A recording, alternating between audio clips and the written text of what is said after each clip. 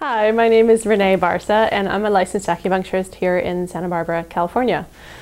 November 13th, 2008 for me started like any other day. I got up in the morning with my dogs and got ready for work and headed down the mountain into Santa Barbara, just like I would have any other day. And on my way home that evening after work, I was driving home with my dogs across the mountain and got multiple messages from many of my friends saying, where are you, where are you, get off the mountain, the mountain's on fire. And it was just one of those, how could that be, moments of my life, and came around the corner and saw it open up in front of me. The entire mountain outside of Santa Barbara was on fire, including the area, what looked like the area where my home was. And we had been trained on fire and evacuation drills for years, living up on the mountain in a high fire danger area.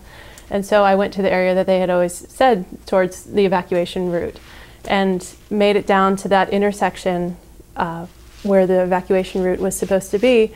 And there was a police officer there with his sirens going and his lights going on his car. And he stopped me there at the intersection, and he said, came up to me and said, you're trapped, there's nowhere to go. The road behind you just closed, the road in front of you just closed, and the evacuation route isn't open. There's nowhere to go. And he turned around and walked away and went back to his car. And I stepped outside of my car and looked up, and there was this 100-foot wall of flames coming down the mountain at me at that intersection. And it was unbelievably overwhelming. There was 90-mile-an-hour winds, this hot wind, ashes blowing, dark, darkness all around except for this glowing mountain on fire in front of me. And eucalyptus limbs were just bursting from the flames, and it was just so overwhelmingly intense and just jaw-dropping moment. And looked back in the car, and there's my two dogs sitting in the car with me, and it was just one of those, what do we do? Where can you even run? It's moving so fast. It was so intense. And this man pulls up and comes out of his car and walks up behind me and says, did he just tell you that you're trapped? Did he just tell you you have nowhere to go? And I said, yes. And he said, follow me. I will guide you out. Turn around, follow me, I'll get you out. And we got back in our cars, and he knew this back alley route over Conejo Road, which is this little alley road. I would have never been able to get out through there. There were multiple turns and curves and little alleyways that he led me through, and I made it out to a road where I knew where I was and looked around, and he was gone. And he was my guardian angel and led me out of the flames. And my whole world changed that next morning when I found out for sure that my home had burned to the ground. And it was just such one of those intense times in my life of, okay, everything is gone, I couldn't hold my hand steady because I was in such a state of trauma. I couldn't do my work. I couldn't change my clothes. I didn't have a change of clothes or a toothbrush or anything, from that moment. And went through this entire process of trying to understand who you are without anything that you know as familiar. So other than my community and my people and my friends, I had absolutely nothing from my life before. And I went through a very intense trauma experience in my physical body as well as spiritual body, and couldn't sleep at night. If I would try to close my eyes at night, the what ifs would just plague me. This just intense, I have a very photographic memory, and so I would just feel and see all of the images of the entire experiences, see houses exploding, see limbs exploding, see animals fleeing. I mean, all these images would just plague me and not let me sleep, and would feel just all of these overwhelming what ifs. If the fire had started just a few hours later, I would have been in my bed and would have burned in my bed, because the fire started just right above where my home was. My home was in flames shortly after the fire started, and so I would have burned in my bed. I wouldn't have had any escape route out, because the first thing that happened from what the firefighters told me, was that all the limbs, all the trees fell across my driveway. And I wouldn't have had any escape route out from the mountain. And so all of those what ifs just plagued me for day in and day out. And I couldn't hardly even breathe. You know, every breath was a labor.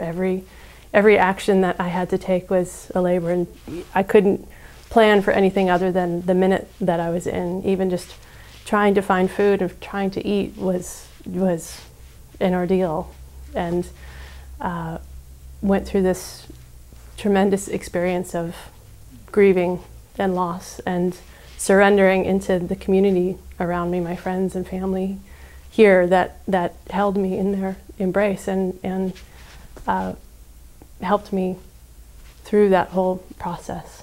And part of what I was able to receive was the Ear Nada protocol. And I hadn't even realized just how much my color vision had diminished and my peripheral vision had diminished. But as soon as I started receiving the Ear Nada acupuncture protocol, I started to be able to see colors again, and I started to be able to see my peripheral vision again. And it was just phenomenal, you know, how much you get so caught up in all of the trauma that goes on that these things diminish away and you haven't even realized that they were gone.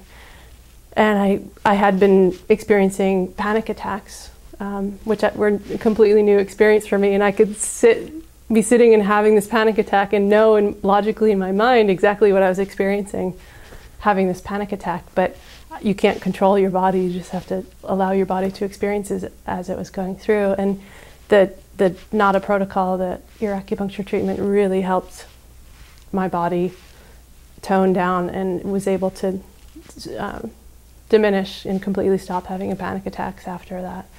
And it allowed me to start to sleep again. Before I got the acupuncture in my ears, I couldn't sleep unless someone was holding me tight. That was the only way that I could sleep, was if someone was literally holding me as tight as they could while I was sleeping. And I needed to have scarves around my neck. I needed to be wrapped in blankets all the time to feel safe and to feel secure. And after treatments, I started to be able to sleep without being held tightly. I started to be able to walk around without having to wear scarves. And even though it was 80, 90 degrees out, I still needed to be wrapped as tightly as I could be.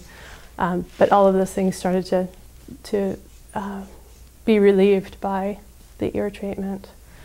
And I want to be able to continue to share that experience as an acupuncture practitioner, to be able to help other people be relieved, feel that same relief, and allow them to experience their grieving process in a healthy way, and allow that trauma to diminish out of their body and be released from their body in this healthy way with this treatment.